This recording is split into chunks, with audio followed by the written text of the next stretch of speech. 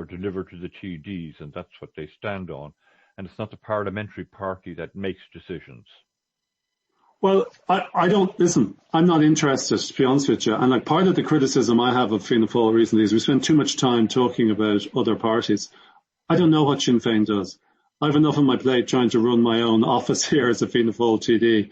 So Fianna Fáil should concentrate on running Fianna Fáil. Other parties can concentrate on how they run their party. But listen, there must be a recognition. Any party that goes into government, the decisions of that government have to be based upon the votes of Dáil Éireann represented through the people who are elected, you know. So, like, listen, there's a lot of very good Sinn Féin TDs here. In the same way as there's a lot of very good Fianna Fáil TDs, and there are some average Sinn Féin TDs and some average Fianna Fáil TDs. But, you know, they do the work, they get on with their job, they do their own thing, and let the public decide. So, like, I don't spend my time focusing in on what other parties are doing, Borg. I think it's important that Fianna Fáil concentrate on what Fianna Fáil does. So the economy is taking a double hit, both from Brexit and from the COVID. And the country's had to engage in a lot of borrowing. I think its borrowing per head is now the highest in the EU. Yeah, it's at 48,000 per capita. Yeah. Does this kind of put a break in the way again? Was this be an unforeseen break on preparation for unity in the future? That it's going to take the Irish economy some time to get back to the position it was before both Brexit and before the pandemic?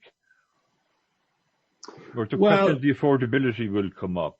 Who has the best economy? What will Ireland have to pay for the subvention? Can it afford to pay for the subvention? Listen, if you go down the route of, you know, trying to compare both economies and trying to assess, is this economically going to succeed, or which way will we be economically better off? Like, that's just, my assessment is it's going down a completely partitionist attitude as well. Like, if you want to do this, you do it on the basis it's a political decision. It's not an economic decision. Obviously, economics will play a part in respect to it. Everyone goes on about the subvention, which is about 9 to 10 billion sterling a year. But like, what people don't talk about is the opportunity that will arise as a result of this new country that would get significant support from the country you're living in, get significant support from the European Union. So, like, I don't think we should just do this on the basis of totting up two ledgers and see, is this feasible? Like, the debt at present in this country is enormous, but in other countries it's enormous in the UK now as well. At some stage, we're going to have to not pay it back, but we're going to have to stop borrowing at the same level. And there obviously will be economic consequences, but I don't think economic issues should dictate whether or not this happens or not, you know? Like, if you look at it'll be a much bigger market as well. We'll have nearly 2 million people in Northern Ireland joining about 5 million people here. You know, it would be an exciting prospect if it's handled properly. You mentioned that the offer made to the North, to this is what a new Ireland would look like, that would have to have consensus among the political parties in the South. It couldn't be a Sinn Féin government saying this is what we offer you, or it couldn't be a Fianna Fáil or Fine Gael government saying this is what we offer you. It would have to be an agreement among the Irish people, right? Like, yeah, there'd have to be consensus that you couldn't have half the population saying we hate that, and the other half saying that's okay. We have 51% in the South and we have 51% in the North. Yeah. So would this come back into the Oireachtas at some point?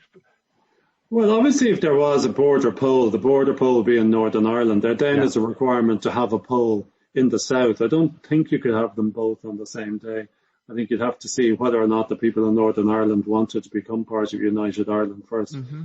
But like the way you present it as though it's an offer, Like I did a debate on this with Ian Pacey, and like his line was, what are you offering us? But like that is, in my view, misrepresenting what Republicans should be talking about. It's not about the South trying to buy another field and saying, okay, listen, you can come in, we can join our farm. The purpose is for both jurisdictions to try to come up with something new and different. That's what, it's not an offer of one to take in the other. It's the offer of, like, we're giving up the southern state. They're giving up membership of the United Kingdom.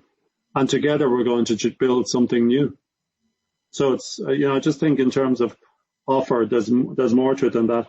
Like, you're never going, I hear what you say about consensus, but you're never going to get complete consensus on this. Like in the border, when there's a referendum in Northern Ireland, there'll be a significant group arguing very coherently for a pro-union position. And it'll be, as I said, I think it'll be a very hard case to defeat.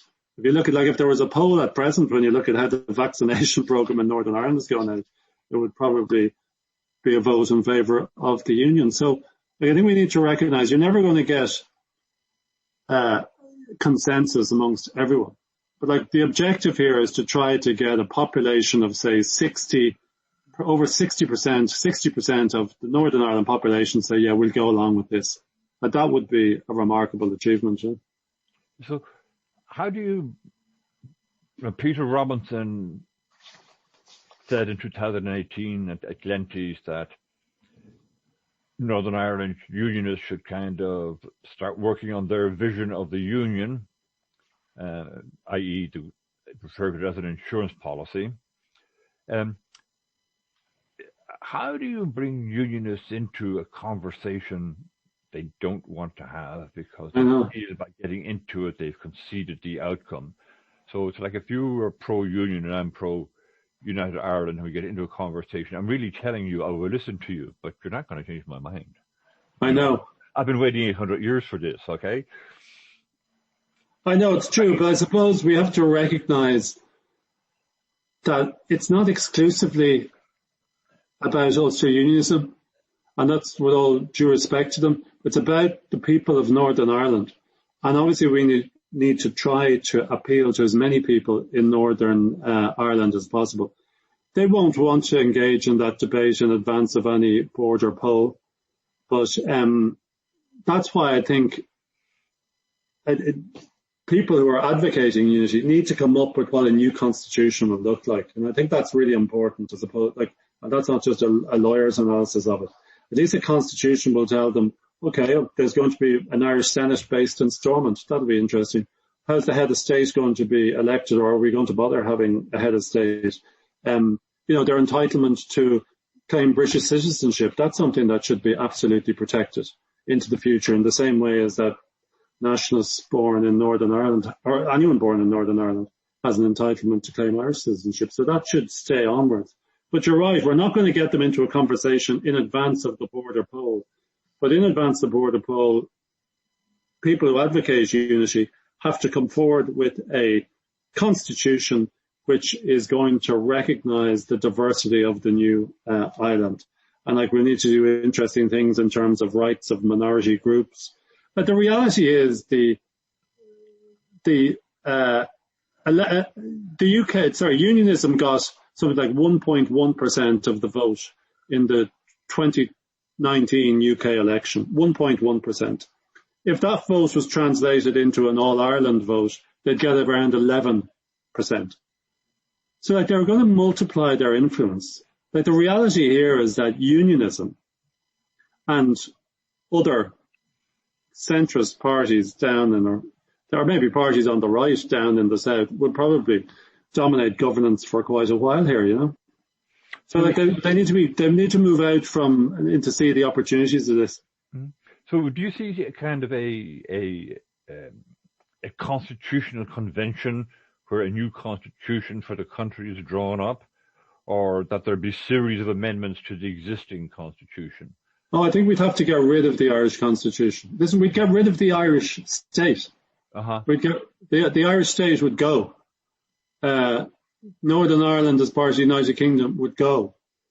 We'd develop a new country, we'd probably call it Ireland.